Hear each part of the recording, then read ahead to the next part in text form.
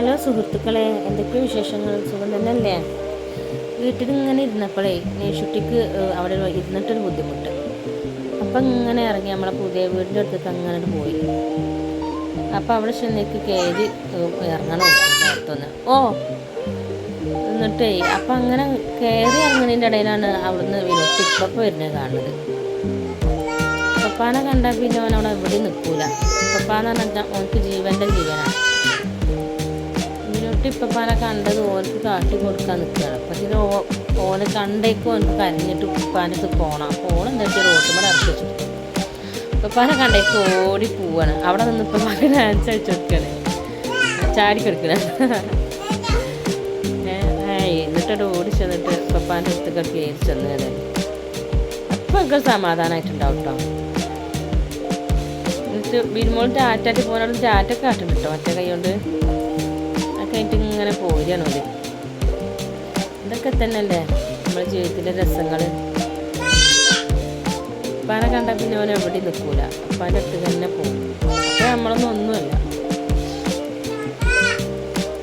ഏതായാലും ഇപ്പോൾ ഓളോട് എന്നോടൊക്കെ പറയേണ്ട കുട്ടീനെ നല്ല നോക്കിട്ടോ. ഇത് ഉപ്പാൻ്റെ കൃഷിയാണ്, ചീര. ഇത് നട്ടതൊന്നുമല്ല, അവിടെ മുളച്ചു വന്നതാണ്, നമ്മളെ വളമേലൊക്കെ ഉണ്ടത്. പിന്നെ ഇത് നമ്മളെ വടിക്കിനെയാണ്. ഇതിനെ കുറിച്ചിട്ട് നിങ്ങൾക്ക് എന്താ അഭിപ്രായം? ഇതുപോലെ അടിയിൽ ഒരു ഇതും കൂടി ഗ്രില്ലും കൂടി വെക്കാമെന്ന് പറഞ്ഞു. പക്ഷെ അപ്പം അതിനോട് ആരോ പറഞ്ഞു വീട്ടിൻ്റെ ഉള്ളിലേക്ക് എന്തെങ്കിലും അരിജന്തുക്കളും വരും, പിന്നെ ഈ കാറ്റൊക്കെ വരൂലേ, കാറ്റൊക്കെ വന്ന് അടുപ്പൊക്കെ കൊടുന്നാണ്. അപ്പോൾ അവിടെ കുറച്ച് പൊന്തിച്ച് വെച്ചിരിക്കണം അവിടെ കട്ടോട്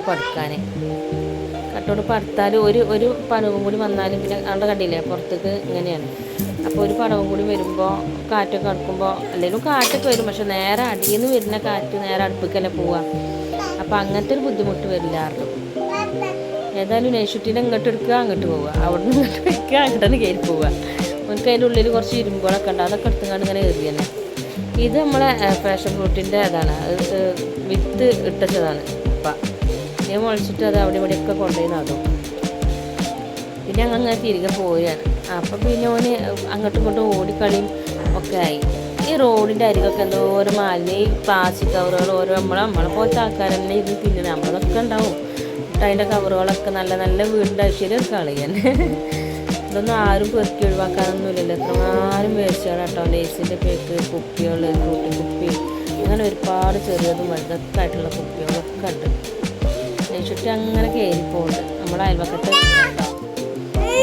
നെയ്ശുട്ടിക്ക് പിന്നെ എവിടെയെങ്കിലും എത്തിയാൽ അങ്ങോട്ട് പോയിട്ട് പായണം. കണ്ടികളൊക്കെ കിടക്കുന്നത്. ഞാൻ ഇപ്പോഴത്തെ ഒരു ദിവസം ഹരിതസേനക്കാർ വരുമല്ലോ നമ്മളെ വീട്ടിലേക്ക്. അപ്പോൾ ഞാൻ വന്നപ്പോൾ വരുന്ന എനിക്കറിയുന്ന ദിവസത്തിൻ്റെ കുറച്ച് മുന്നേ ഞാൻ ഈ പ്ലാസ്റ്റിക്കൊക്കെ നുള്ളിപ്പൊക്കെ ചാക്കിൽ സിമെൻറ്റിൻ്റെ ചാക്കിലാക്കിയിട്ട് അവിടെ കൊണ്ടുപോയി വെച്ചിരുന്നു. ഈ കൊണ്ടുപോകുന്നതിൻ്റെ കൂട്ടത്തിൽ പോലെ അത് മാത്രം അവിടെ മറന്നിട്ട് ബാക്കിയൊക്കെ കൊണ്ടുപോയി. ഏതായാലും അപ്പം ഓർക്കും ഇത് വേണ്ട.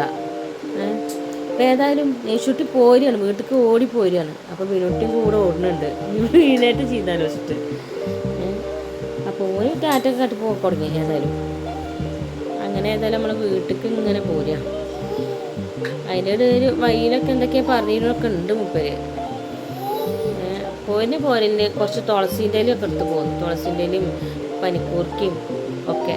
എനിക്ക് നല്ല കഫക്കെട്ടുണ്ടേ. അപ്പോൾ അത് രണ്ടും കൂടി കൂട്ടിയിട്ട് കുറച്ച് കൽക്കണ്ടും കൂടിയും പനിക്കൽക്കണ്ടും കൂടി കൂട്ടിയിട്ട് നന്നായിട്ട് തണുപ്പിക്കും. അതിൻ്റെ നീരൊക്കെ എടുത്തിട്ട് എന്നിട്ട് അത് കൊടുക്കുമ്പോൾ എളുപ്പം കാണാൻ കഫക്കെട്ട് മാറും.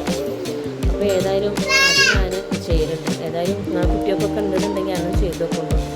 എനിക്ക് അതിനുള്ള ഫലം കാണുന്നുണ്ട്. ഏതായാലും അതിൻ്റെ ഇപ്പോൾ ചെയ്യട്ടെ.